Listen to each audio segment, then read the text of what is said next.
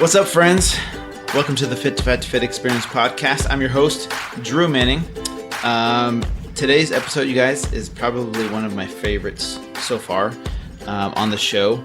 I've been super excited to have this guy on for a long time. I first heard about him on the Tim Ferriss show, and ever since then, he's exploded in popularity. And so luckily, through a connection, I was able to have him come on my podcast. So Dr. Dom D'Agostino is my guest today, you guys. I consider him the expert on anything ketosis. Anyways, he is a professor in the Department of Molecular Pharmacology and Physiology at the University of South Florida, and a senior research scientist at the Institute for Human and Machine Cognition. The primary focus of his lab work is developing and testing metabolic therapies, including ketogenic diets, ketone esters, and ketone supplements to induce nutritional therapeutic ketosis. Dr. D'Agostino's lab uses in vivo and in vitro techniques to understand the physiological, cellular, and molecular mechanism of metabolic therapies and nutritional strategies for peak performance and resilience. His research is supported by the Office of Naval Research, ONR, and the Department of Defense, the DoD. Anyways, you guys, he definitely knows what he's talking about.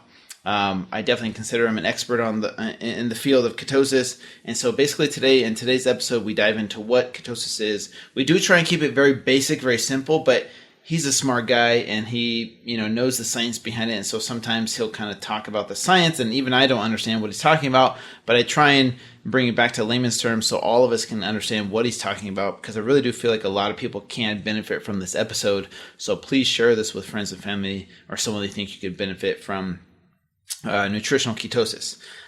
We also talk about ketone esters, ketone supplements, how the Navy SEALs use this, the types of diets that the Navy SEALs are on, even though they don't eat a ketogenic diet. He talks about how the keto diet can prevent brain seizures due to oxygen toxicity in these Navy SEALs that dive at deep lengths and are underwater for a long period of time. And how these ketone supplements can prevent that. And we also talk about how this can help endurance athletes, strength athletes, and just your average Joe out there. We also talk about how it can benefit type 1, type 2 diabetics, the difference between ketosis and ketoacidosis. So much good information here, you guys. You're going to love this episode. But before we dive into the episode, I want to introduce our new sponsor. I'm so proud and so happy to bring on Keogenics as a sponsor. Now, Keogenics is a exogenous ketone supplement company. It's based off of the research of Dom. So we even talk about Keogenics in the episode, and Dom talks about it. He talks about the formulas that he created that are in this product. And so basically what Keogenics is, you guys, it kind of hacks your body, puts your body into a state of ketosis within 60 minutes. Because here's the thing. Your body can either run off glucose from carbs or ketones when there's no carbs available or no glucose available, and your body is a lot more efficient running off of ketones. And usually it takes about 3, 4, 5, sometimes up to a week for some people to get into ketosis. And so the way you do that is by eating a high-fat, moderate-protein, low-carb diet. What Keogenics is and what it does, you guys, is you take it, and within 60 minutes you're in a state of ketosis. You can even test your ketone levels as well afterwards, just to show that you really are in a state of ketosis. And that's what his Dr. Dom D'Agostino's research is based on, is these ketone supplements. You can also go to keogenics.com/fit to learn more about the product and what it does and how it works and the science behind it. But we dive into all that today with Dom. And so definitely go check out keogenics.com if you're interested in learning more about exogenous ketones and what they can do for you. All right, you guys, let's go ahead and dive into today's episode with Dom. I'm sorry that was a long intro, I know, but it's finally time to talk to Dr. Dom D'Agostino.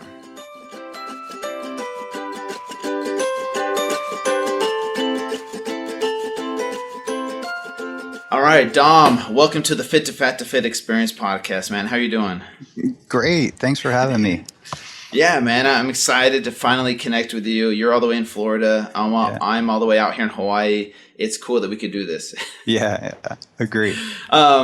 So I know that you're the keto expert. So many people want to pick your brain about ketosis. I actually want to dive in first and foremost to find out more about you growing up and your past history to find out what led you to your research on the keto diet. So, did you grow up in Florida?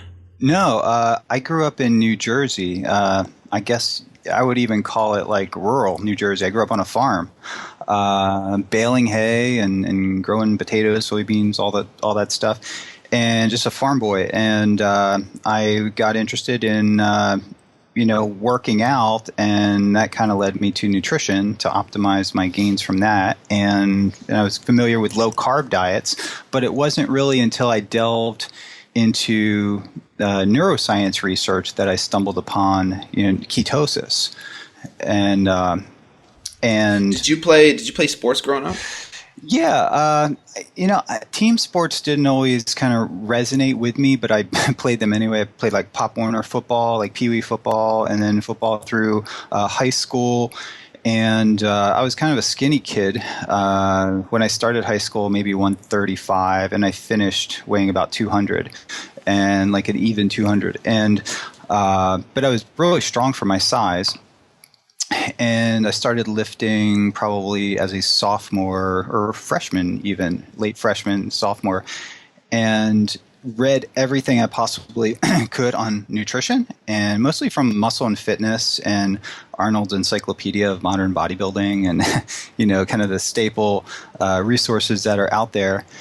And I was really interested in science. In high school, it's the only subject that got me engaged, and I challenged myself with like in honors biology courses and things like that. And for me, it was just a way to understand my own body better, so I could enhance my size and strength. And in football, I guess, but just in general, I was a huge fan of Arnold Schwarzenegger, and, watched all his movies, Predator and Conan and Commando, all those movies over and over. So he was a huge, inspiration to me. So I was kind of wanted to be like him, like a lot of kids idolize, people. So that was a big part of it. That's kind of like how I was. How old are you, 40? Yes, 40. Okay, 40 years. Yeah, so I'm just 5 years behind you. And I think, me growing up playing football as well in high school, everybody wanted to be bigger, faster, stronger, put on big muscles. So I was kind of from the same era of trying to just, big gains, big muscles, reading those magazines, high protein diets, right? Low carb kind of came about towards like my college, late high school, college years. So I can relate to that definitely. So fast forward a little bit. So you stopped playing football after high school. You didn't play in college. I didn't play in college. I was in college at Rutgers University, and I trained a lot with the football players. Though many of them trained they did the football training thing, and then they would also train kind of in the normal gym, and I would train with them. So I was training with some pretty high level people, and I'm a firm believer in, put yourself in an environment where people are stronger and better than you, whether it be academic or strength or size or whatever, and they will pull you in that direction. Like you will get better. And that's kind of what I did. And through college, I grew a lot too. I grew a lot in size and strength. And at the same time, I was majoring in nutrition science at Rutgers, and also double majoring actually in biology. So a lot of the classes I was taking, like systems physiology and advanced nutrition, 1 and 2 in these courses, gave me more in-depth understanding of human physiology and nutrition and biochemistry. And I was, pouring myself equally, as much time as I spent, in the academics, I spent an equal amount of time kind of online researching stuff or reading the magazines to apply what I was learning. So compare yourself to where you were back then versus where you are now. Obviously, you advanced your studies and your knowledge. Do you feel like you're in better shape now at 40 than you were back then at 20 with all the research that was out and available to you at that time? Yeah, I think I know my body a lot better now. My body's different than when it was at 20. I felt like I could kind of do anything. When you're 20 and you're just picking up heavy stuff and throwing in calories, you're just growing. You have a lot of growth factors and hormones are raging. So when I'm, at 40, I feel more light on my feet. I'm not 250, 260 that I was kind of in the past when I would bulk up or even heavier. I stay at a kind of a slim 225, and I feel best at that weight. And for me to get under that weight, I really have to go hungry, sort of. So if I eat sort of just to stay satiated and I stay with, a ketogenic diet, I kind of maintain my weight as long as I'm hitting the major exercises in the gym. And I'm a lot more flexible in the way I'm eating. Like some people may perceive the ketogenic diet as a very inflexible, rigid way of eating.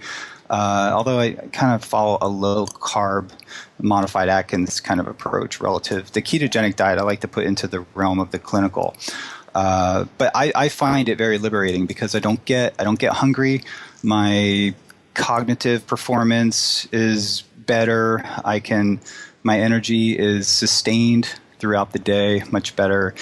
And it's that I don't have to have frequent feedings to keep my energy levels up. Awesome. So that's a perfect segue into what I wanted to talk about next. Like, what is ketosis and versus just your typical low carb diet, which is what was the craze, 10, 15 years ago with Atkins. And so some people might have some misconceptions about, keto is low carb. Yes, but there's more to it than that. Can you talk about, let's start out with what ketosis is for those who don't even know.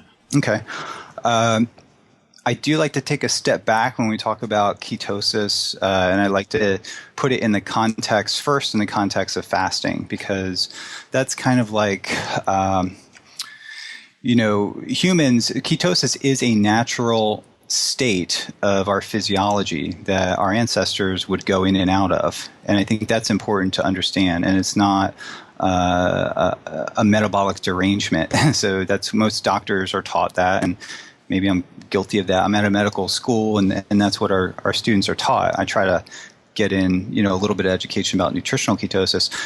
But so ketosis is, if we take the kind of view of fasting, when you stop eating, you have limited glucose availability through your glycogen stores, right? And primarily your liver glycogen. And once that's depleted, your body will quickly liberate free fatty acids for fuel. And these fats are liberated from our adipose tissue. And long-chain fatty acids typically don't cross the blood-brain barrier very readily. So the liver, it further enhances its fat oxidation and converts many of these fatty acids into ketone bodies through accelerated fat burning in the liver. And ketone bodies are, I like to call them water-soluble fat molecules. So they're broken down into smaller molecules that when they're in the blood, they can readily transport across cell membranes, even easier than glucose, really, because it uses various transport mechanisms that allow it to get into tissues and function as fuel more efficiently than glucose. And it can cross the blood-brain barrier and become a highly efficient fuel. It's even been called a super fuel because you can sort of derive more energy per oxygen molecule out of it for the brain. And after you fasted for a couple days, your brain adapts to using ketones for an energy source. So the ketogenic diet, or a low carbohydrate diet that's restricted enough in carbohydrates and sufficient enough in fats, mimics that state of fasting. And it can if you were to draw blood out of someone on a clinically implemented ketogenic diet, it would look like they're fasting. And that's done medically for the medical management of epilepsy and other seizure disorders. And, in early reports of fasting controlling seizures led clinicians into the direction of the ketogenic diet because they saw that they could mimic that physiological state. So, looking into that a little further, that's interesting, that it works clinically in that way to manage epilepsy. It must be enhancing or preserving or in some way altering brain function to make it function normally in a pathological state. So that's kind of how my research got into that. So ketosis, The nutritional ketosis is defined by a macronutrient ratio that's low and sufficient in protein, very high in fat, and low, restricted enough in carbohydrates that you sort of have depleted liver glycogen or glycogen reserves to drive hepatic ketogenesis or liver ketogenesis. And when you're in that state, you can derive a lot of benefits from it. But that the diet to achieve that state, it's important to understand, is different in individuals, whether they're sedentary, an athlete, child, or a 50, 60-year-old man. Yeah. No, but that's a great starting point. So basically what you're saying is your body can run off two different types of fuel sources.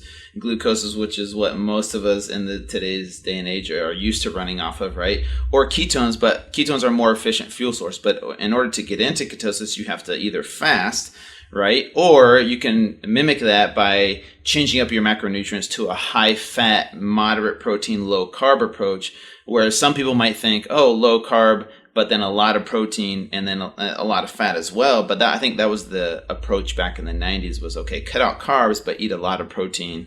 And that's where people can kind of go about it the wrong way, because the protein is converted into glucose if you eat too much of it, correct? And it'll bump you out of ketosis for some people. It can. Yeah, it definitely can. So too much protein can convert over to glucose through gluconeogenesis. And it can also stimulate the hormone insulin. So there's a little bit of question as to, of how much gluconeogenesis is actually altered by, varying protein consumption. That still needs to be studied. Because some studies show that it stays fairly constant.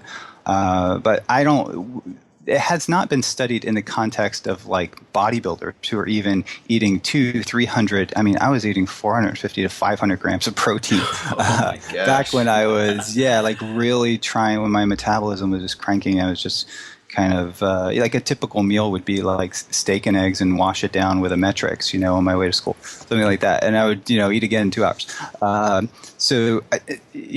No one has studied that sort of, and that's what people are actually doing that. There's guys out there, I've talked to football players and athletes and powerlifters that are sort of eating in that way, 300-400 grams of protein a day. And that just has not been studied. And I've actually gotten blood measurements from some of those people eating 350 grams of protein a day, and many of them are hitting ketosis.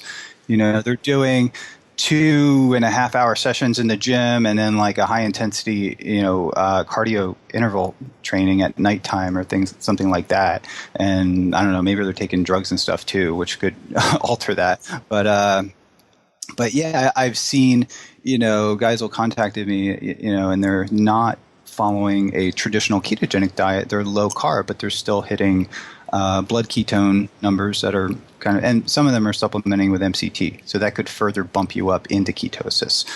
Okay. So really quick, so like let's say, for example, you eat a Quest bar or you have like whey protein. Has whey protein been found to spike your blood sugar levels versus like a grass-fed burger or bacon or eggs, something like that? Are you saying there's no studies on that? Or what about whey protein? Yeah, that's a good question. I have found personally that liquid calories, like a whey, just pure whey protein, will kick me out of ketosis. And an equal amount of protein from a meat source has a different metabolic response in me and pretty much everyone that I see. If you're going to take whey, I think there's a lot of potential out there for like a shake to have a base of coconut milk, like either coconut milk powder or MCT powder or something like that, with whey added to it. And then that would slow the gastric emptying time and release the whey into the system a little bit slower so you could still maintain ketosis. And that would be my suggestions, is someone could do that themselves, or I'm waiting for someone to make a product like that. It's like a really that's I think that would be something that I would take personally. I don't really tolerate dairy protein too well though, so I'm also a big whole foods person. I like to eat my meals instead of drink it, but I think it could be a useful product for some people. So, okay, so getting back to the ketogenic diet, who would you recommend this diet not be for, or do you think everybody across the board could benefit from this type of diet versus, for example, like a strength athlete, endurance athlete, someone that's trying to lose 200 pounds, someone that's trying to gain lean muscle, or is there certain types of people out there that probably wouldn't benefit from a ketogenic diet? Well, I would need a lot of information to answer that, but I will. No, I think it's good. I think most people that I've been in touch with have definite health benefits from a ketogenic diet, but it really depends on where their starting point's coming from. I've seen tremendous, response in people who thought they were eating well, and they had type 2 diabetes, insulin resistance, and they were moderately overweight, and they were primarily a high carb, low fat diet, and they've had a remarkable response to nutritional ketosis. And some women, on the other hand, have not responded as favorably as I would have predicted they would. So I think the variability seems to come more with women and women athletes, but men, I think men are just hardwired to be able to fast. And I think, and when women have a dip in their blood sugar, that hypoglycemia sends a stress response to their brain, and I think they have some hormonal considerations that they need to address. But once they're adapted, there's some athletes that thrive on female athletes that thrive on a ketogenic diet. But I think the take-home message is that the women are a little more variable, where the large majority of men adapt really well, especially if they're athletes. Okay, so what are some, in your opinion, since you're in the industry, what are some myths about ketosis that some people have, or that you've heard that people think or still think about the keto diet?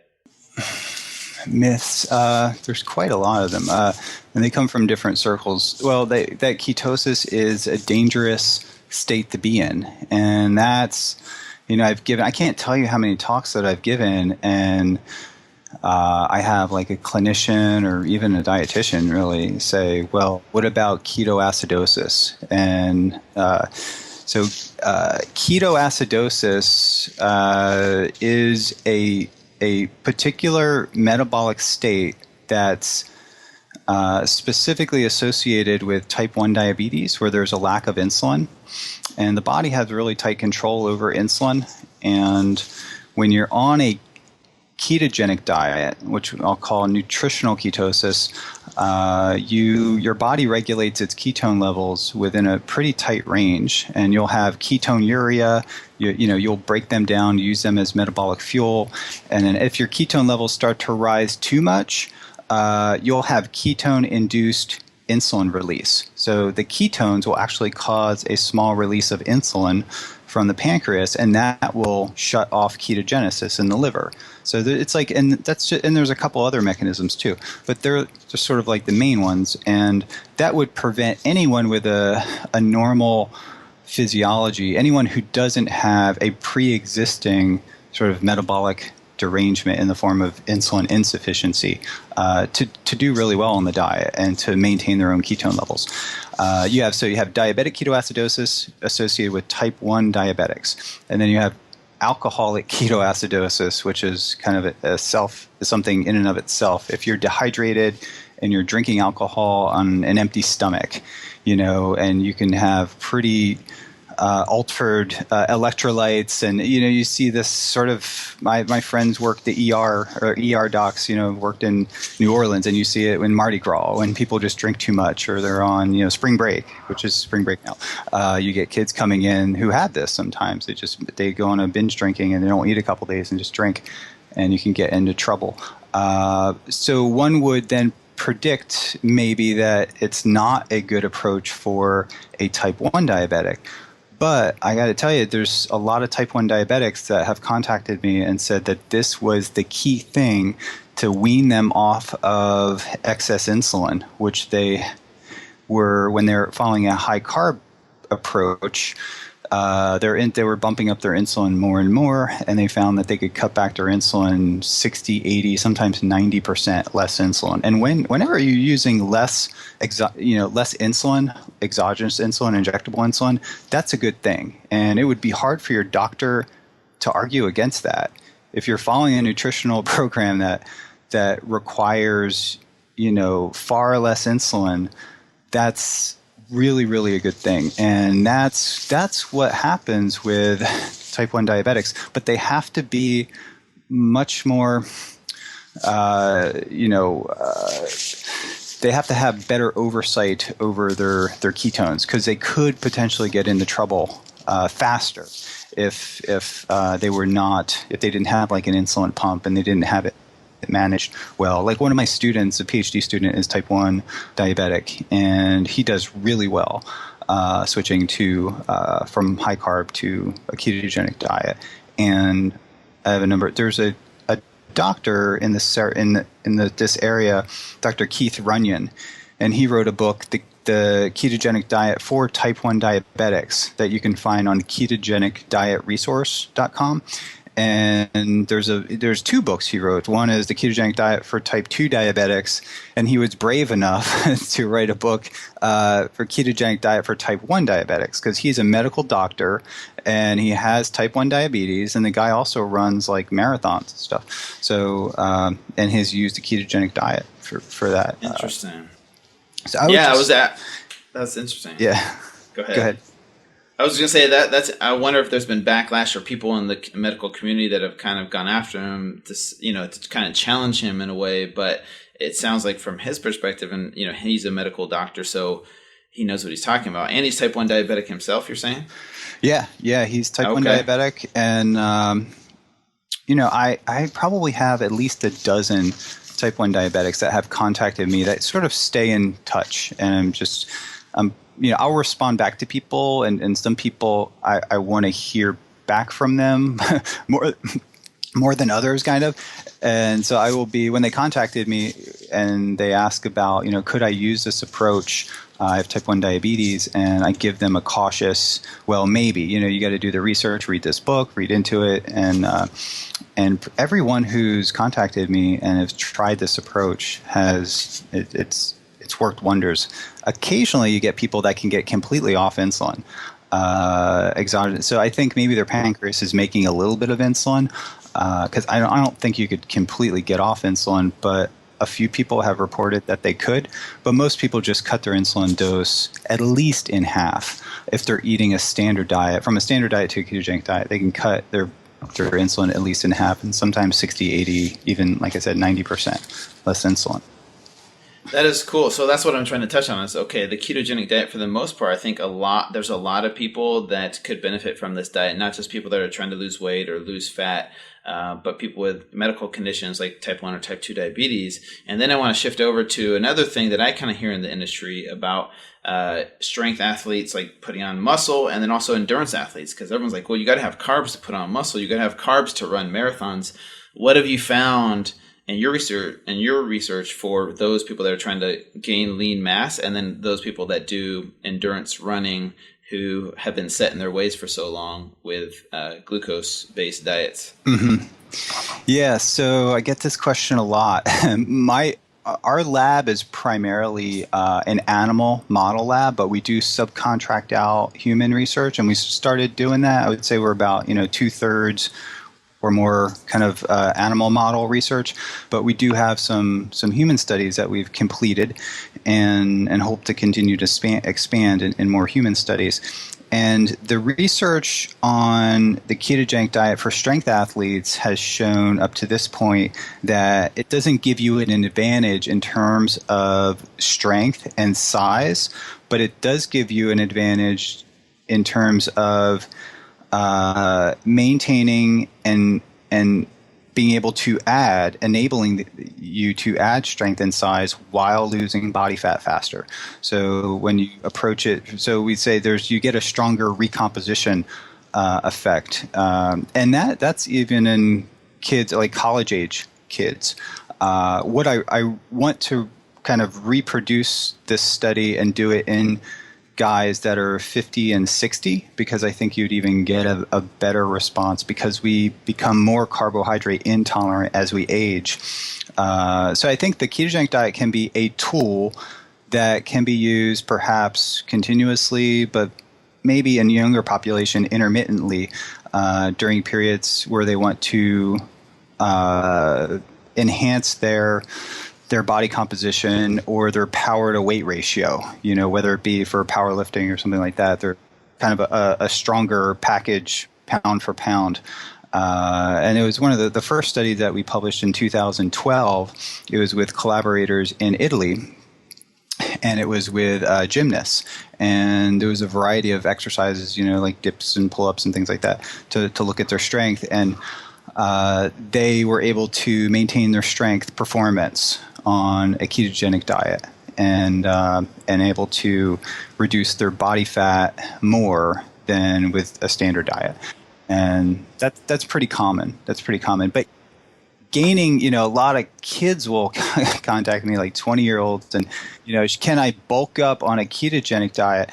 I have to look back to, I grew up in an Italian family, and we ate lots of pasta and carbs, and I tolerated it really well. I couldn't continue to do that now. I wouldn't carb up for my desk job here, although I have a standing desk. But when I was younger, I did a lot of farm work and was pretty active mountain biking and things like that, and got more time to work out in the gym. And, maybe you could titrate your carbohydrates based on your activity. But generally speaking, when you're younger, your carbohydrate tolerance is much more, much greater.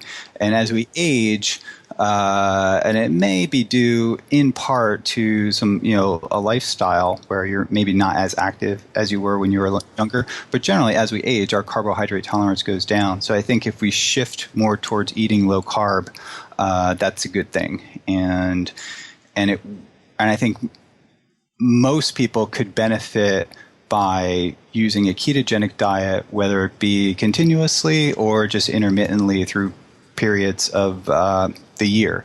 I think maybe we weren't supposed to eat the same way all the time, and food availability was always changing, based on seasons.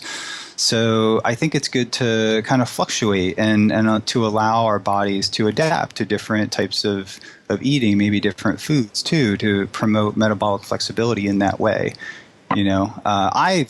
I admit that I've been on a ketogenic diet pretty much continuously because I'm always trying different ketogenic diet recipes, different ketone supplements. As I speak to you, I'm opening up a package now of a new ketone product that coming out. So I like to kind of maintain, I feel better myself staying in a state of ketosis, and it's part of my research. But if I wasn't a researcher in ketosis, I would probably kind of rotate my diet a little bit more.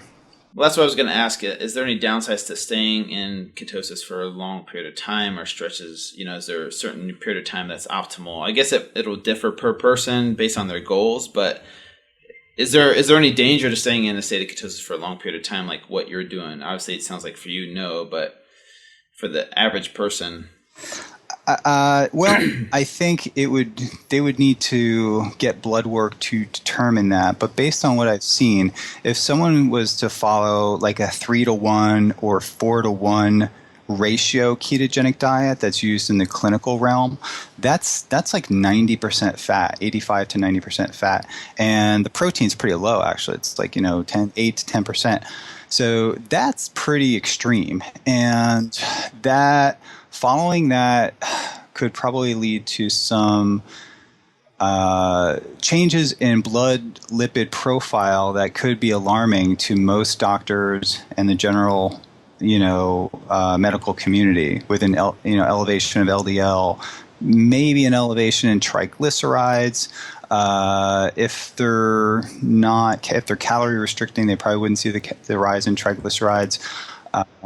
But if you look at the data, there's a population of people out there that have drug-resistant epilepsy that have been on the diet and continue with the diet for decades even, and their blood work looks pretty good. And I know some of them, and you can look at the studies.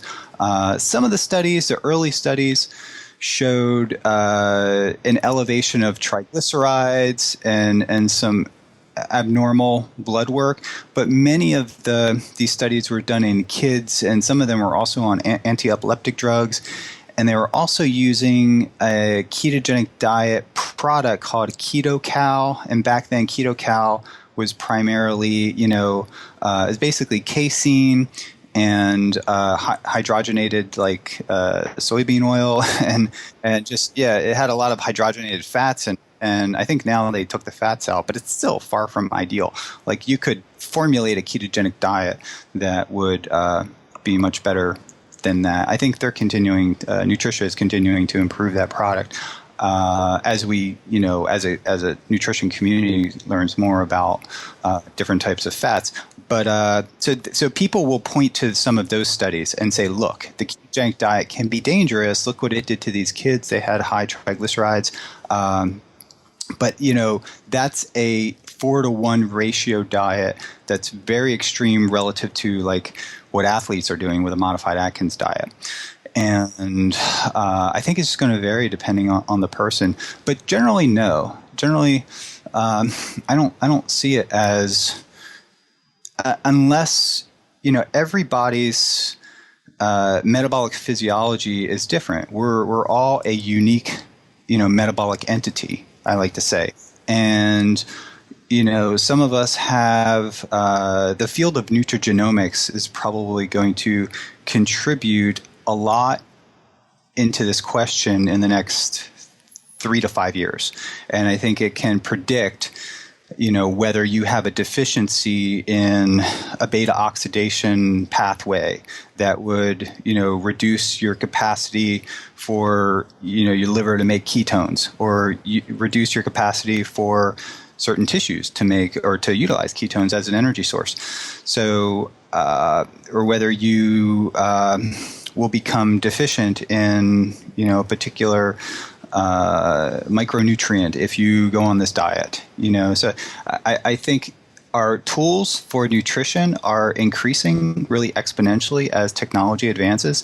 And I think that in the future, you can envision a technology that you can, allow us to analyze a drop of blood and give a good kind of overall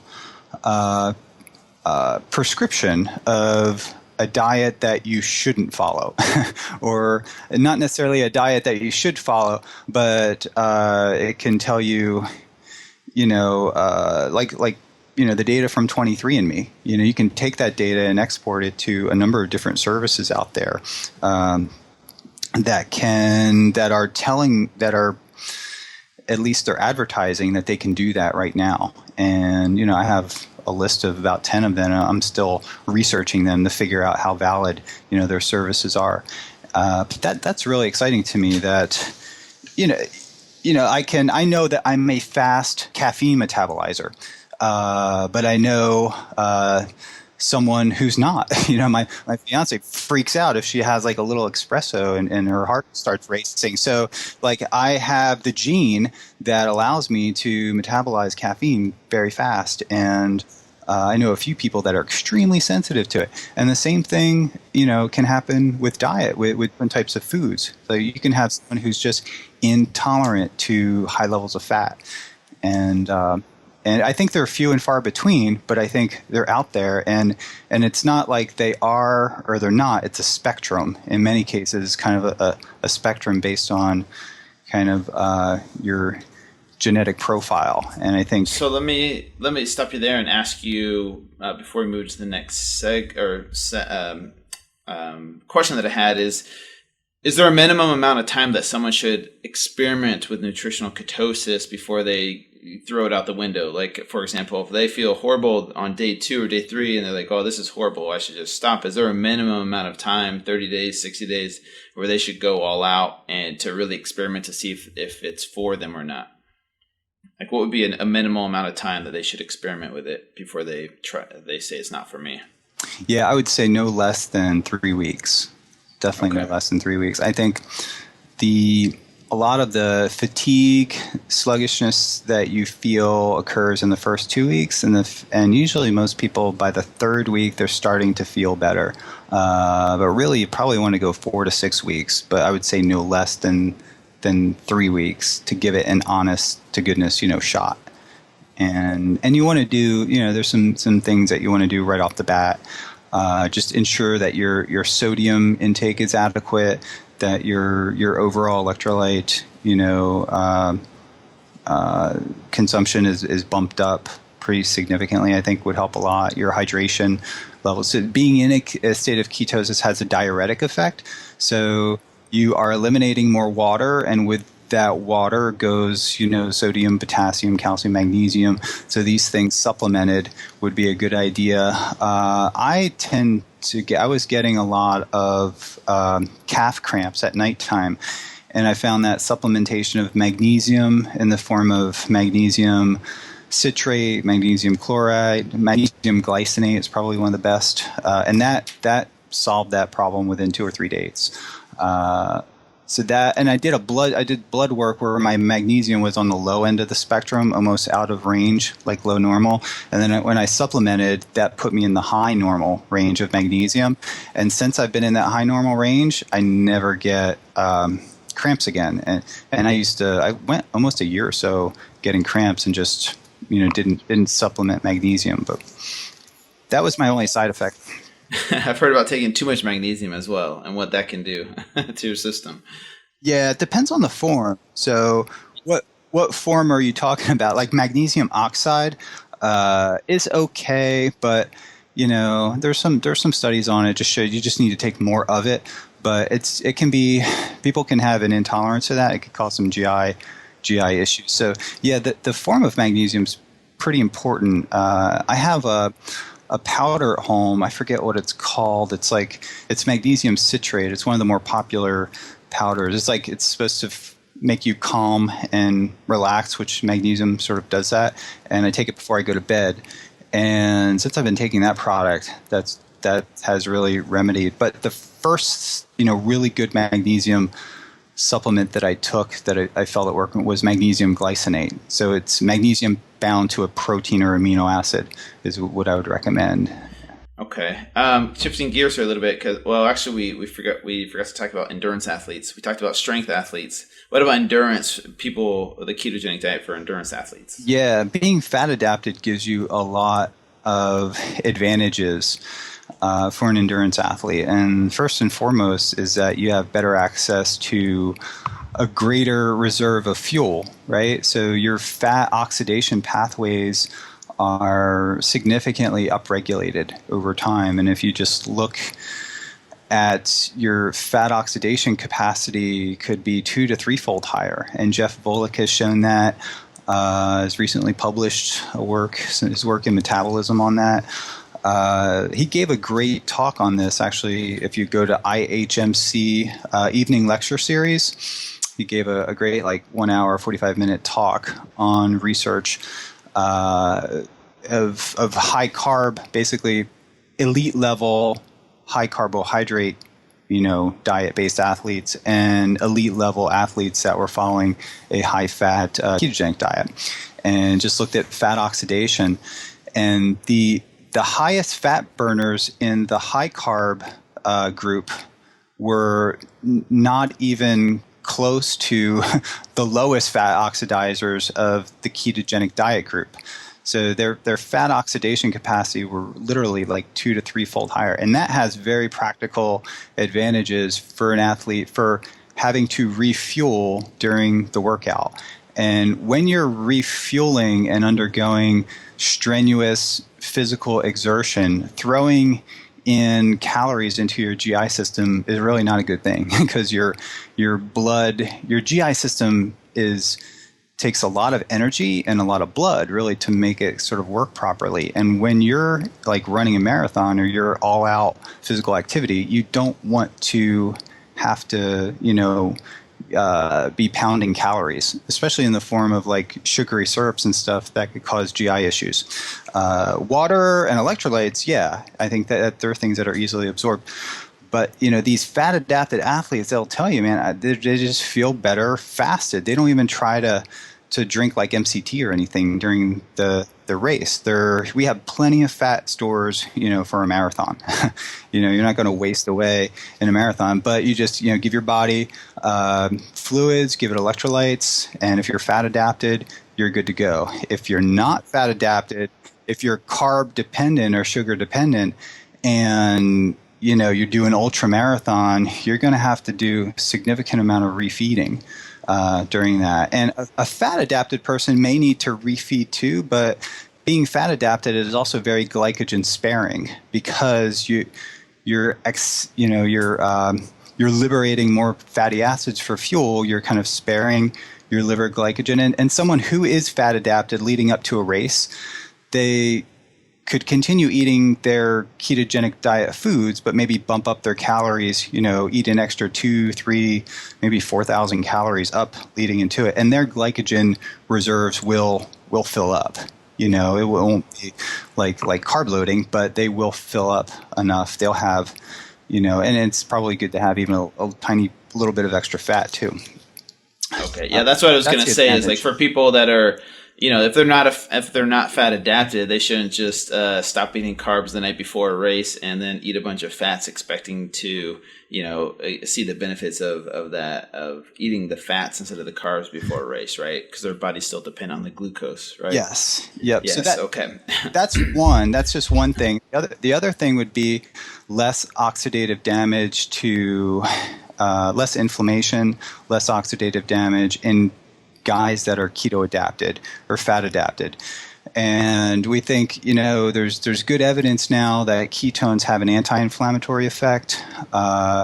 We did some work, you know, using exogenous ketones with our collaborators at Yale and showed that there was a particular inflammatory pathway, the NLRP3 inflammasome, actually. And that was published in Nature Medicine, and it showed that the ketones suppress an inflammatory pathway that when it's activated, it leads to the liberation of all sorts of inflammatory cytokines that could cause muscle damage and inflammation. And keeping that inflammatory pathway suppressed during rigorous exercise is a really important thing. And we think we're doing some follow-up work looking at cytokine levels and follow-up work from that paper to determine specifically sort of how it's doing that and what cytokines may be most important. So you have the inflammatory component and you have ketones, right? So your brain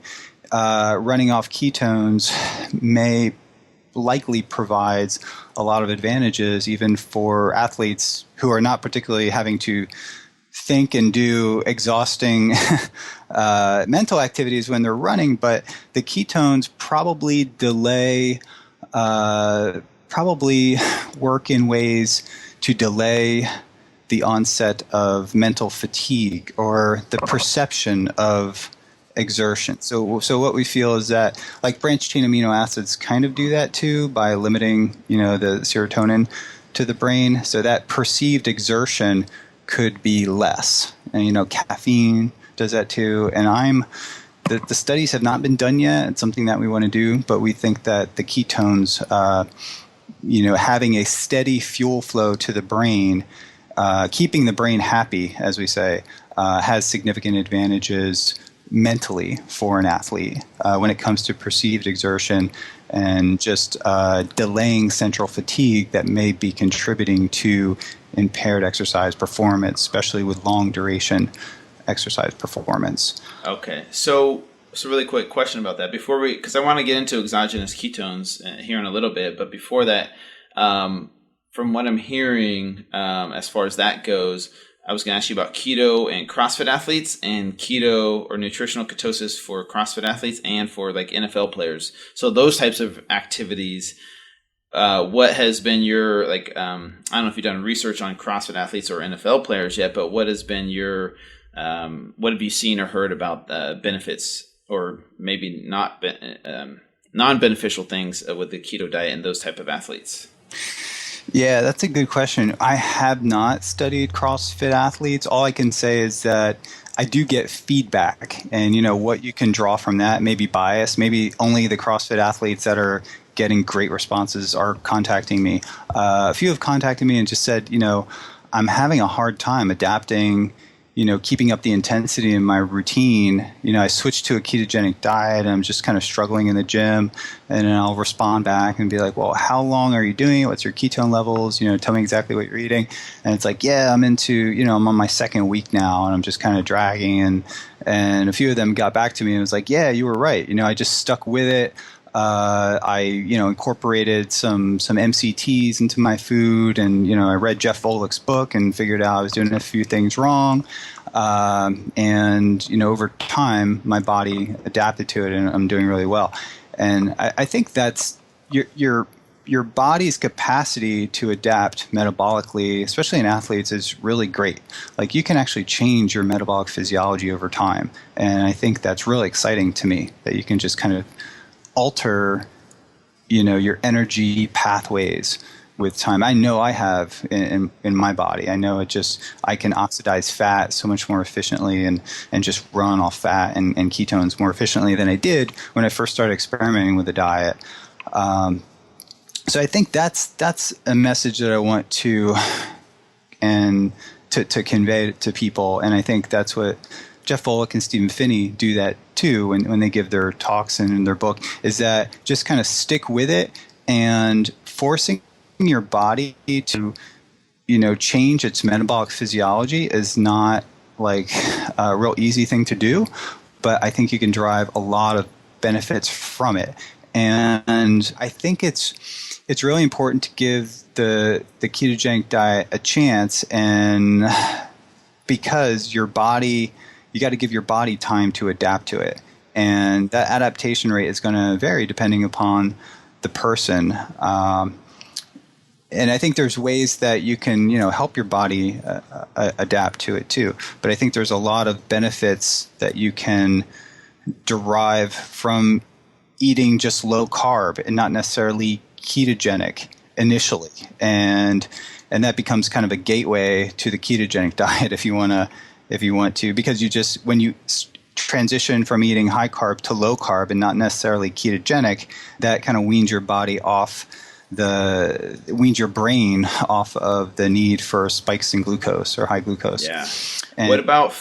Oh, sorry. Go ahead. NFL, right? I think you're gonna. Yeah, or football players in general. Like, have you gotten feedback from NFL players or football players in general? Mm-hmm. Yeah, there's a lot of like high school kids and parents of high school kids are really enthusiastic about the ketogenic diet because they understand the neuroprotective effects of ketones. And when it comes to performance too, they depending on your position and everything, right?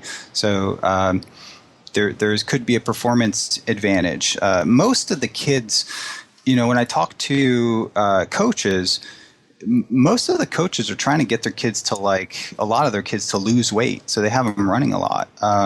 Depending on like where you're at in the state, like maybe in Florida or Georgia and stuff, we have a little bit beefier, heavier kids that just need to kind of tone up and lose weight as they go in to their position. But I think we're not studying NFL players, but I think it would be an interesting population to study. But I think even if you just consider the neuroprotective effect of ketones. What does that mean? What does that mean, neuroprotective effect? Just so people know. Yeah, well, there's a lot of discussion. Anything regarding ketones and football. The questions I usually get have to do with brain injury and concussions. So that has been a big topic of discussion with the investigators that I talk to. And when your brain is running off ketones, it has a lot of a higher energetic capacity, and also the ketones have an anti-inflammatory effect. And we know that after we get traumatic brain injury or concussion, there's an energetic crisis that's sensed in the brain, and that that energetic crisis results in impaired glucose metabolism. And there's a half dozen or more different pathways that have been identified. Internalization of the glucose transporter from the membrane, the GLUT3 transporter, pyruvate dehydrogenase complex, PDH, that becomes less active.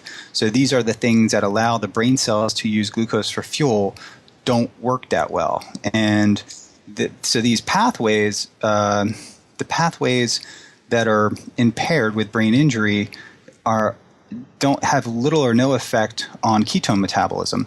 So an elevation of blood ketones would allow an alternative energy substrate to sort of bathe the brain and restore brain energy metabolism in the face of that glucose energy crisis.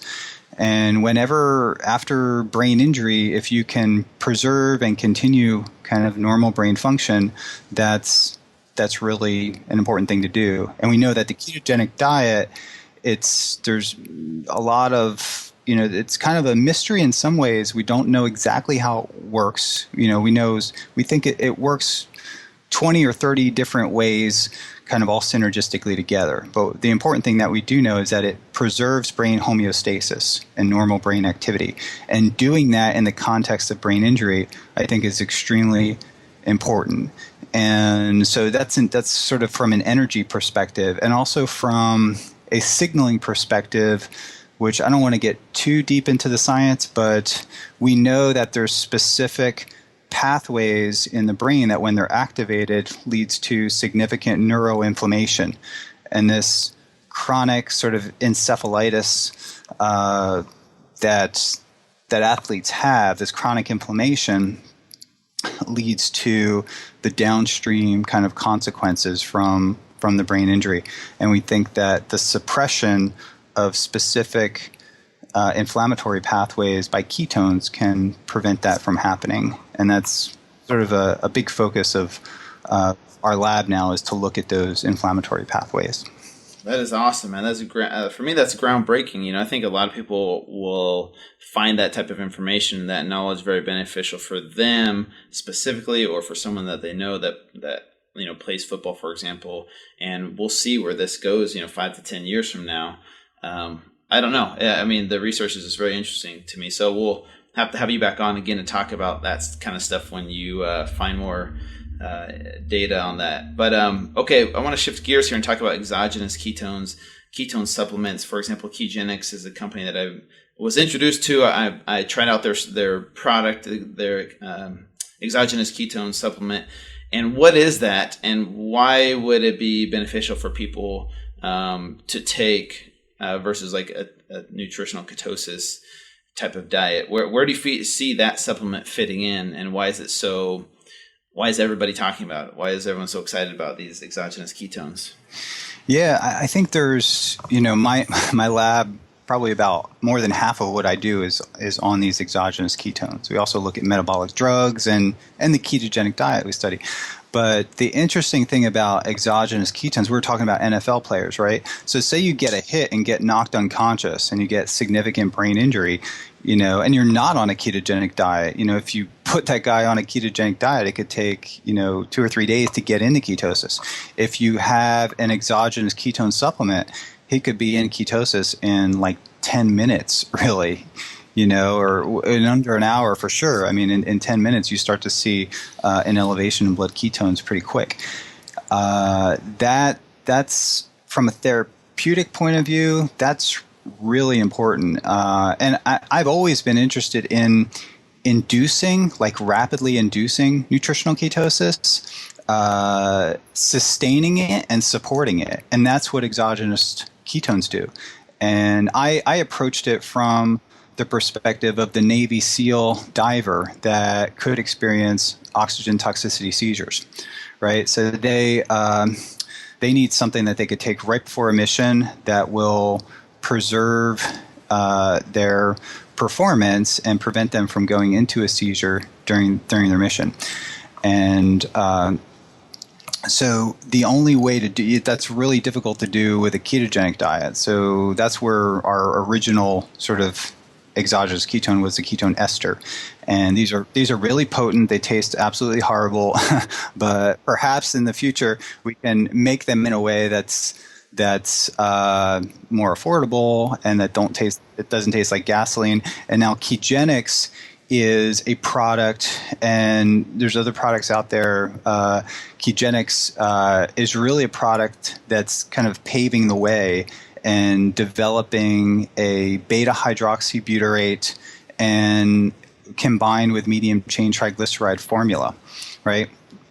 So this formula is kind of based off some research that we did in the lab showing that a ratio of beta hydroxybutyrate in a mineral salt. So you combine beta hydroxybutyrate with mono or divalent cations, and that could be, fancy word for sodium, potassium, calcium, magnesium, and those ketone salts are formulated with a medium chain triglyceride powder, which is a form of fat.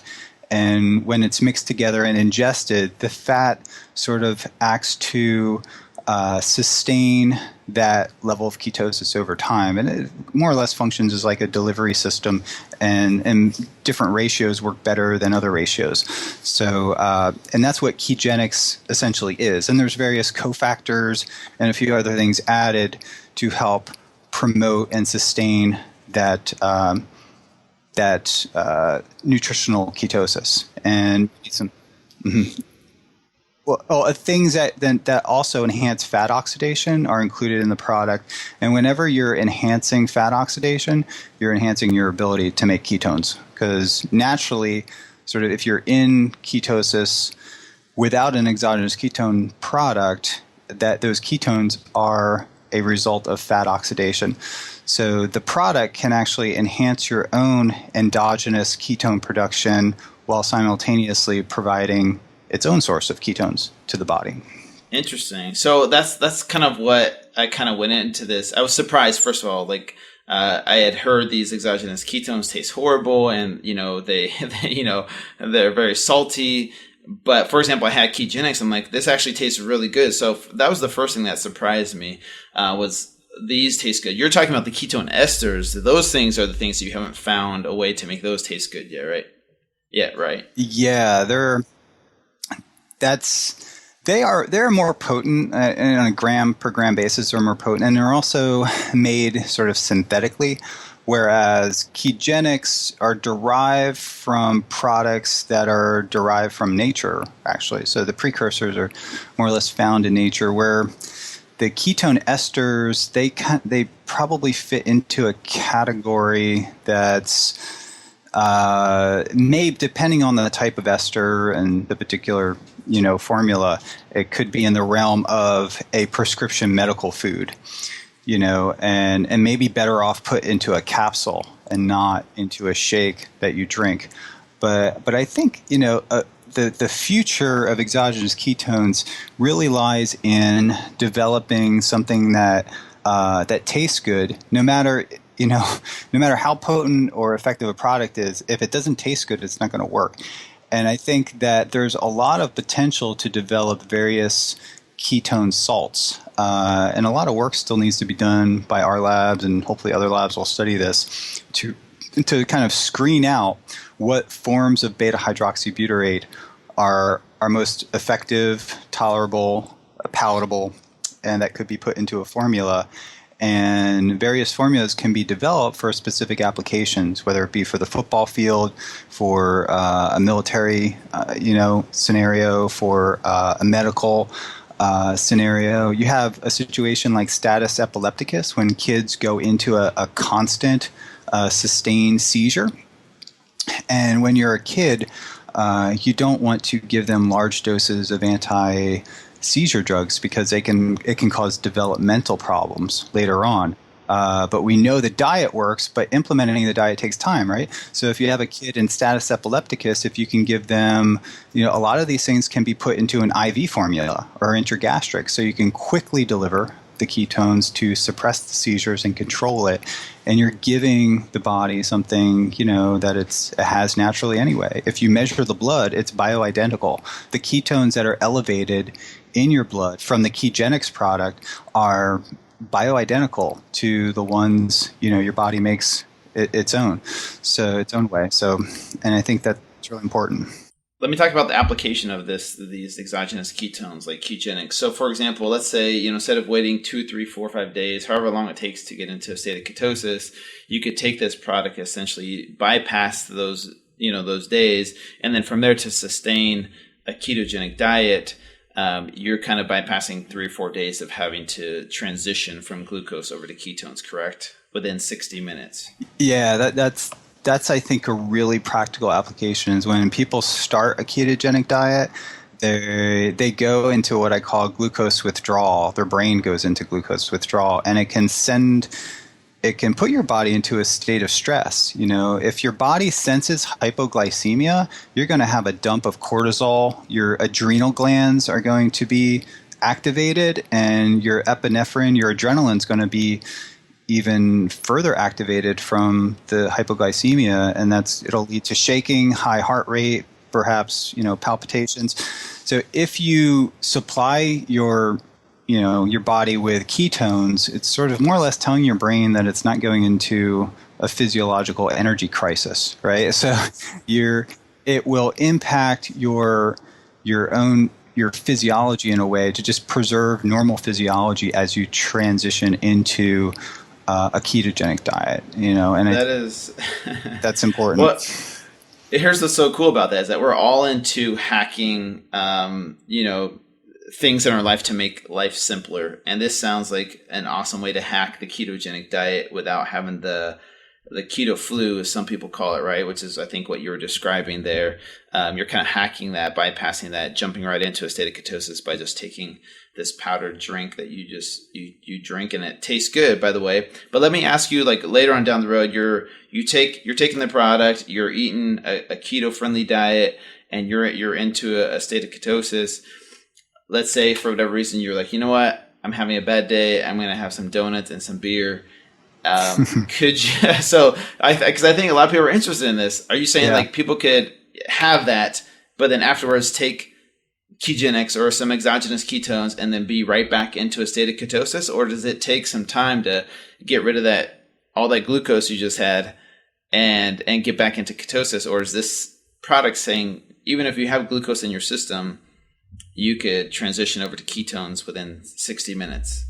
Yeah, you could stay in nutritional ketosis independent of carbohydrate intake. So you could, and that's how we really started studying ketones, because the military, they didn't want to implement any kind of carbohydrate restriction because most of their food sources, their MREs, are carb based, and even what they call their first strike ration, something that you take immediately before battle. It's basically corn syrup, sugar, and caffeine.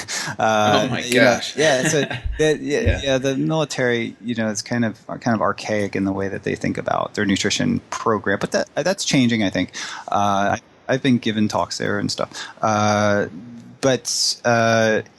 you can follow a high carb diet and take exogenous ketones and still measure your blood, and it would indicate that you're at a level of ketosis consistent with a person that's on a ketogenic diet, a strict ketogenic diet. Will your body choose ketones over the glucose? Is that what your body will do, or does it? Mm-hmm. I guess I'm asking, like, if there's glucose and ketones in the system, it'll choose ketones over glucose. Your body will use. I get this question a lot, and it's a really good question. So if you're getting glucose and getting ketones, in your blood or from your diet, your body will use what's ever available, right? So if you are keto adapted, it may use proportionally more ketones for fuel. Your brain may do that. As we age, there's great work by Stephen Cunnane, showed that as we age, our brain has impaired glucose metabolism. But as we age, our ketone metabolism does not increase. So we can potentially get more benefits, the aging brain from ketones as we age. But generally speaking, our brains and our cells are already hardwired to use ketones as an energy source. And we have what's called the monocarboxylic acid transporters. And there's MCT transporters 1, 2, up to 4, right? I think MCT transporter 2 is in the brain. And it's the same transporter as lactate, actually. So our bodies have that. If we were to stay in ketosis, like strict ketosis over time, the protein for that transporter is sort of upregulated and increased over time, and our bodies manufacture more transporters on the membranes of the cells, and that's been shown in animal models, and we think that would happen in humans too. And also the ketolytic enzymes increase over time. So if we're forcing our body to burn more ketones for fuel and forcing our tissues and our physiology as a whole to use ketones as an energy source, it will increase its sort of the metabolic pathways will increase. So the various enzymes and metabolic pathways that allow us to derive energy from ketones are upregulated and can be sustained over time when we have the diet. So the take home from that, or the implications, could be that if you are fat adapted, if you are keto adapted, and you take a ketone supplement, then you may have better transport and utilization of those ketones. That's sort of what we think, but we need to do a study to confirm that. The studies that were done, there's an exercise studies that were done at Oxford, actually with a ketone ester, and it looked more or less at elite level athletes, but they were carb adapted. They were following a standard diet, but you can argue that, and they benefited tremendously from exogenous ketones as far as power output, rowing. So one could argue, though, if you are an athlete, you are, you produce more lactate, and you're probably bouncing in and out of ketosis because you have these depleting workouts, right? So you're already like somewhat fat adapted and keto adapted. To really answer this question, I think Jeff Bolick might be working on it. We really need to take tissues, muscle biopsies, and do some pretty elegant global metabolomics and also tracer-based metabolomics, where we look at the fate of glucose and the fate of exogenous beta-hydroxybutyrate with tracer-based technologies. So basically, you're saying that even if someone is in nutritional ketosis, even taking exogenous ketones could benefit them when it comes to performance enhancement, versus just your typical keto diet, right? Is that what you're saying? Yeah, absolutely. So if you're on a standard diet, or if you go off the ketogenic diet and take ketones, you're still using those ketones for energy, and you're still getting benefits from it. And there's some pretty good evidence out there from our lab and other labs showing that you have better utilization of glucose when ketones are in your system. And we don't know exactly why, but we think that ketones enhance insulin sensitivity. So ketones influence various endogenous antioxidant pathways that, when they're influenced, and certain oxidative pathways or oxidative stress markers are decreased, that can enhance insulin signaling in a way that would enhance peripheral glucose disposal. So if we give a big dose of an exogenous ketone, and we look at blood glucose, it goes down. So the question is, why does glucose go down if you're giving exogenous ketones by mouth, or in the food, or with an intragastric gavage? So there's two reasons for that. Either it's decreasing hepatic gluconeogenesis, or it's enhancing peripheral glucose uptake from the tissues. And I think it's both. I think both things are happening, actually. I think insulin's working more effectively and our tissues have a greater capacity for transporting glucose. And the liver is kind of turning down its gluconeogenesis because it's sensing, hey, I have energy here. So I don't need to dump all this glucose into the bloodstream because, the liver is a really incredible kind of energy sensing organ. So, and that's why, a healthy liver is like a really good thing. If you're taking something that impairs your liver function, whether it be, some kind of drug or alcohol or things like that, it's really messing up your metabolic physiology. So I always tell people, look at your liver enzymes. Your liver enzymes are a really good biomarker for your overall metabolic physiology and your general health. If your liver is working well, everything else is probably working well. Okay. Interesting. So basically, because I know people are going to ask me this because they might not understand everything you just said, but let's say they're a type 2 diabetic and they miss donuts and they miss, sugar. They could take the exogenous ketone supplements and then just, get away a little bit with more, maybe some cheat meals here and there versus if they didn't have the ketones in their system. Yeah, I do that too. I follow a ketogenic diet 95% of the time, maybe 98% of the time, actually. But I do go out and I'll have sushi. I'll have popcorn at the movies sometimes, or if there's cheesecake or something like that. Sometimes I give in. And when I do this occasionally, I become even more kind of obsessed with measuring my glucose. And what I find is that my glucose rarely goes above 5 millimolar. It bumps up from, I typically stay about 3.5, somewhere around like 80, 75, 80 or something like that. And I did a lot of glucose measurements when I was in college because I did a whole project on diabetics and I did tons of glucose measurements. And my glucose measurements now are much better, showing that even though I'm not giving my body carbohydrates and my ability to transport and use glucose has not been impaired, right?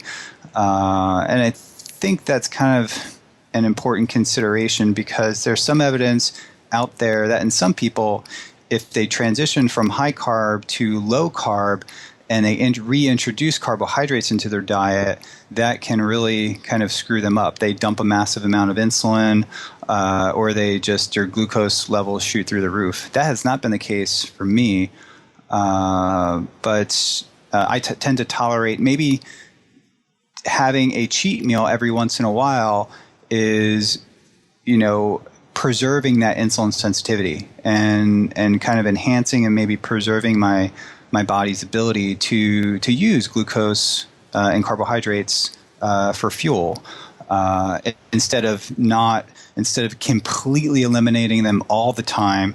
And if I throw them into my diet, it's almost like a foreign substance, right? So I think even for people that are doing low carb, it may be good to occasionally have a carbohydrate refeed, which is probably normal to our physiology even when we were kind of evolving.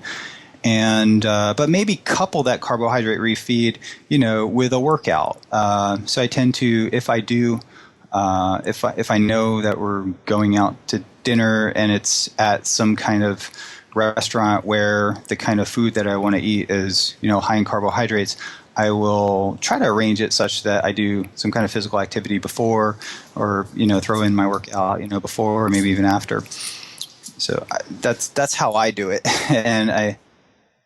But if I eat a ton of carbs, so this is what happens if I don't couple it with exercise or do some kind of activity and I eat a high carbohydrate meal and I go to bed, I wake up like 3 in the morning or 4 in the morning starving. It's like I have a massive insulin dump, right? And that causes there's a postprandial hypoglycemia from that. So I eat the carbs.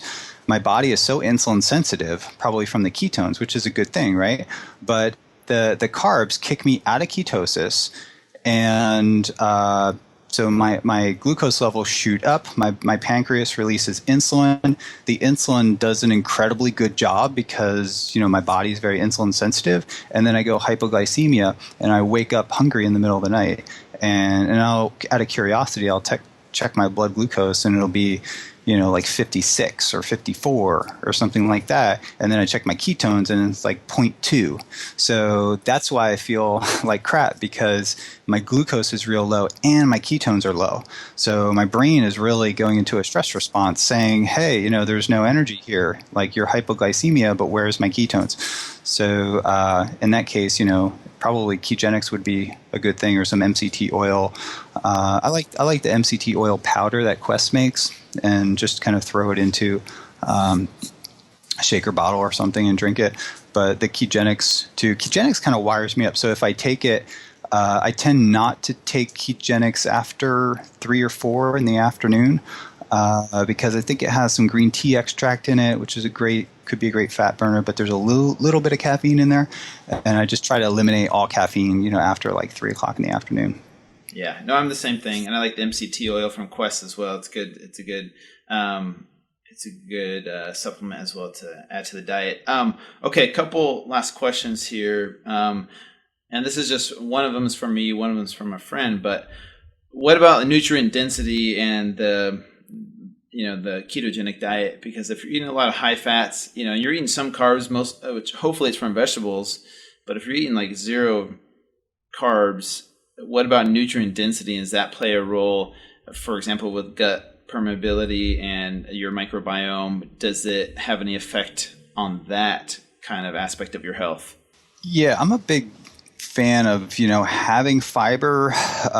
When I switched to eating low carb, I was actually eating a lot more vegetables, because my previous diet was a lot of fish and rice, or chicken and pasta, or steak and a sweet potato. So now my meals actually I eat like a salad every day, and I have some kind of vegetable every day, whether it be a lot of asparagus and cauliflower and broccoli and spinach and kale and those sorts of things.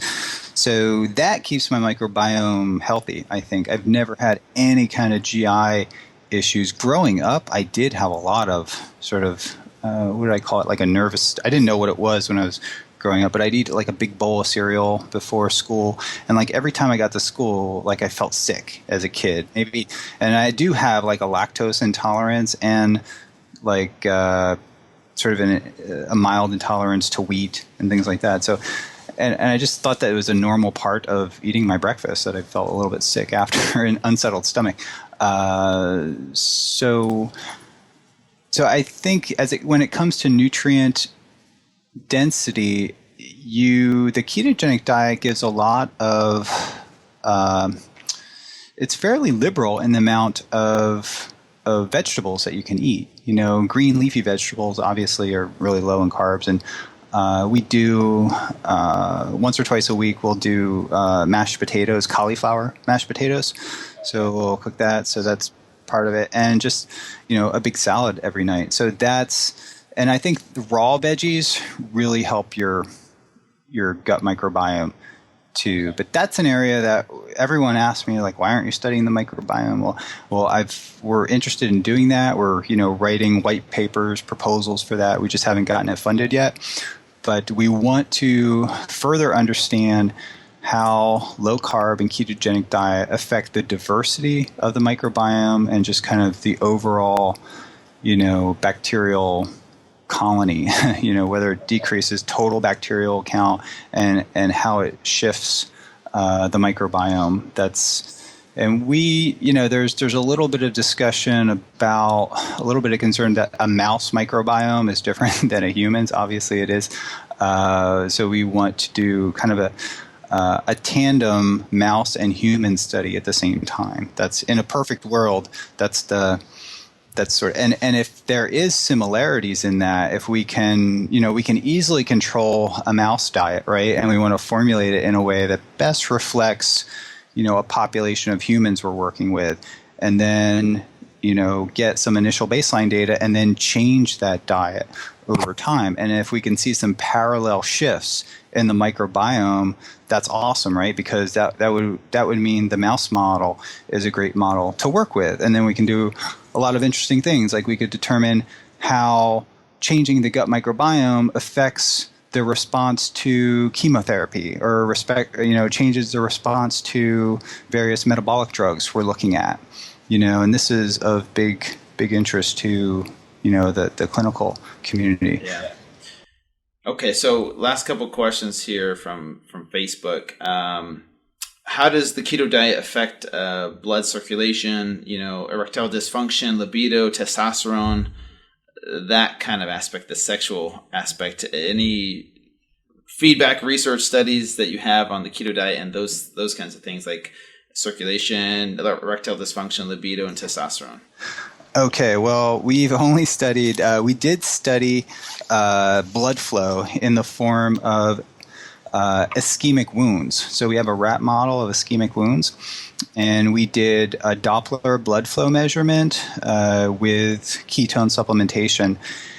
And we showed that there was a significant elevation of blood flow to the wound, which was made ischemic with a particular model, and that enhanced the wound healing process. So that's likely due to what we did not determine is what caused the increase in blood flow, and we think that it was a vasodilation effect, which may impact other things too. And we did sort of supporting that hypothesis was the recent finding. We didn't really publish it yet, so I'm not going to talk too much about it, but there was an elevation of adenosine. So adenosine's a neuroprotective. It kind of protects your brain, but adenosine is a very powerful vasodilator. And the ketogenic diet and ketone supplementation increases adenosine levels pretty significantly in the blood, and that's a potent vasodilator. So an enhancement of blood flow would make sense. There was a couple papers published, one paper in particular looking at brain blood flow, and showed that elevating ketones caused a 30 to 40% increase in brain blood flow. And when you have vasodilation to the brain, you can actually get a headache. And I can tell you just from kind of self-experimenting with various exogenous ketone supplements, when my doses get up kind of high, when I'm kind of pushing my own self-experimentation, I start to get a bit of a head rush and even a bit of a headache. And just because I think I have too much blood flow to the brain. And I actually start to get a little bit anxious even because I think my brain's like a little bit overstimulated. Although we've done some recent work, can't really talk about it yet because we're working on the manuscript, but I'll just tell you that with anxiety, when animals are put on in a state of nutritional ketosis, they do much better, when it comes to anxiety, that they have more exploratory behavior. And we're screening a bunch of different ketone supplements to determine which ones work best. And, but as it pertains to the blood flow, we have some good data to show that ketones do increase blood flow. We didn't look at all the different organs, so no. Yeah. But consistent with that is an elevation in tissue and blood levels of adenosine. So we think it may be working through adenosine. Okay. Is there a specific millimolar level that is optimal for pre-workout? Like if you're about to do, a pretty strenuous workout, like 3 millimolars versus 1 or 2, like what's the optimal range to be in pre-workout, if there is one? Yeah, that's a good question. I feel best between 1 and 2, and Once I get up about 3 and even 4 and 5, maybe it's because of the things I have to do to get to that level, whether it be fasting or a real strict ketogenic diet or a big dose of a supplement that's, kind of pushing my GI tolerance. Whenever I get to that 4, 5, even 6, I even push myself to like 10 sometimes. An experiment. Yeah, I just felt unwell. Like, although, but I usually stay sedentary because I'm testing myself, right? But if I was to get up to 5 millimolar and just run all out, which I haven't done yet, maybe that would be optimal. But when it comes to my normal daily activity and going to the gym and doing my short little like 30-minute workouts that I do, I feel best staying between 1 and 2 millimolar. And sometimes, when I leave the office, if I'm really strict with my diet and I slam a ketogenics or something, I get up to like 2.5 or something like that, and I really feel good. So, but it generally, right around like 1.5 to 2, anywhere between 1 and 2 is when I kind of feel good, or kind of feel at my best. Gotcha. Okay. Well, cool, man. Well, here's the thing, Dom. I have like 50 other questions to get to, but we'll kind of cut it off right here. Okay. Otherwise, this will be like the Tim Ferriss podcast. Yeah. But anyways, okay. So just to wrap up, though, like I do at the end of all of my podcasts, I like to ask some rapid fire questions that just kind of we're not going to talk about keto really or anything sciencey. So just kind of answer yes or no. Does your fiance eat keto-friendly foods? Is she in ketosis like you? She is this week, actually, because we're trying out products from a new company that's making prepackaged ketogenic foods, and she loves them. So this company has done a remarkable job. I don't think they're ready to go public yet and say about it. So generally, no. She's like a really good carb burner. But this week, yes, because we're trying prepackaged ketogenic foods that taste awesome. Yeah. I think I know the company you're talking about, so we won't mention them yet. I know you don't. And actually, you don't. Oh, really? I think you're thinking of another company, but it's a colleague of mine that's an epileptologist, actually. Okay, so it's never mind completely new. And there's a couple companies forming out there, so there's probably going to be some competition in this space. Awesome. Okay, cool. Are you planning on eating keto-friendly foods on your honeymoon after your wedding? Yes, I am, because I already have a bag packed that has like oysters packed in olive oil and my sardines, and I have a lot of ketogenics packed and my MCT powder packed. So I know I'm going to be, and I actually have my blood meter and all my strips with me. So okay. yeah, I will be, but I will not. We're going to be in culture.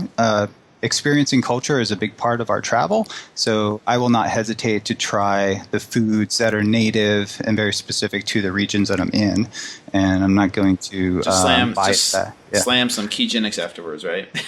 Yes, exactly. Okay, what about at your wedding? Is there going to be cake there?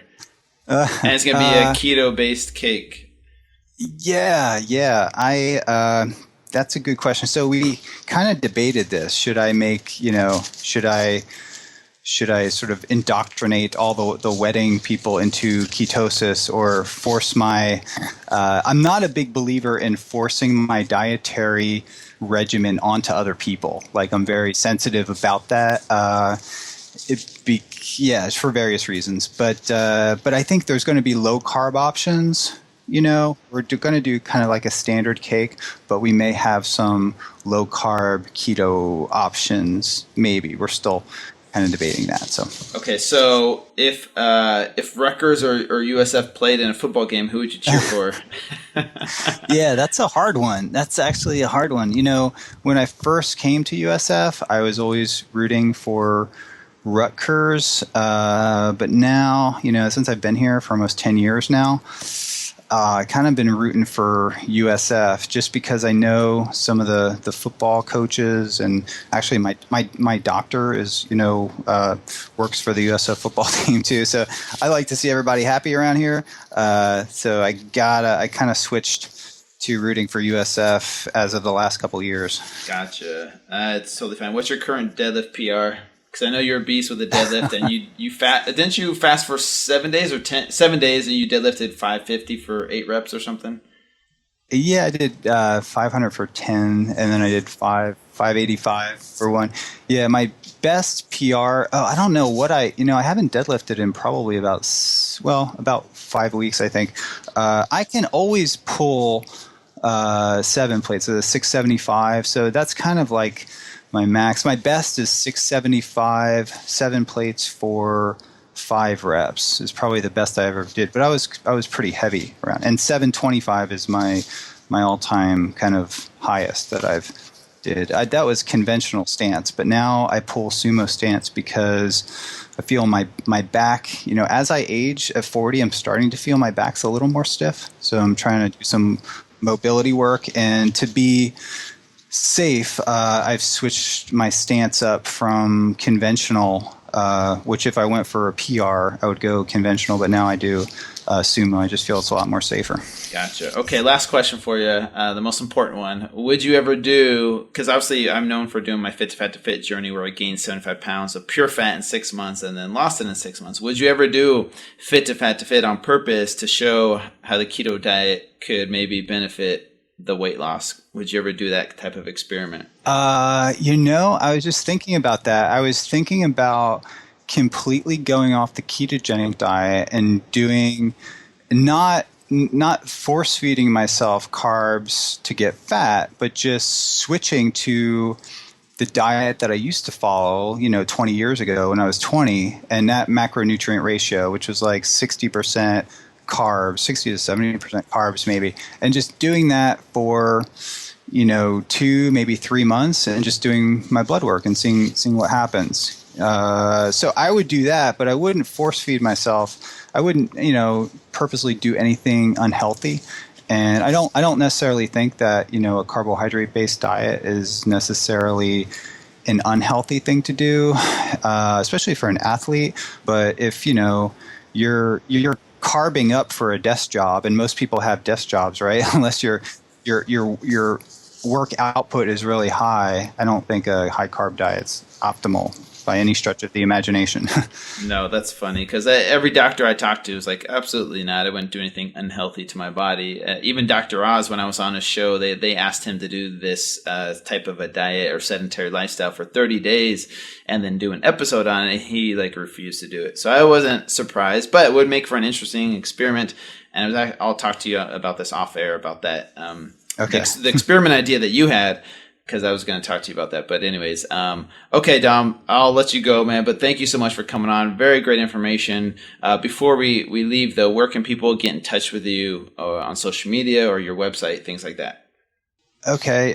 Yeah, you can find me on Facebook or Twitter. I post on there probably like once every day or two, something usually research-based. And I have a website, ketonutrition.org. And it's just a compilation of links that's more or less information and people looking for consulting.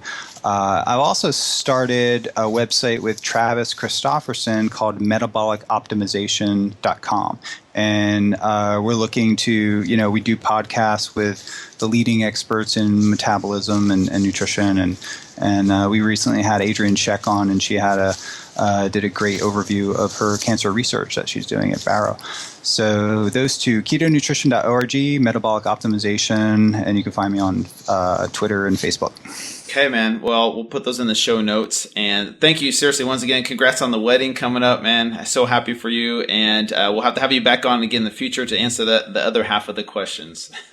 Great. I look forward to it. Thanks for having me on this one. Okay, man. We'll talk to you soon. Okay. Thanks, Drew. Bye.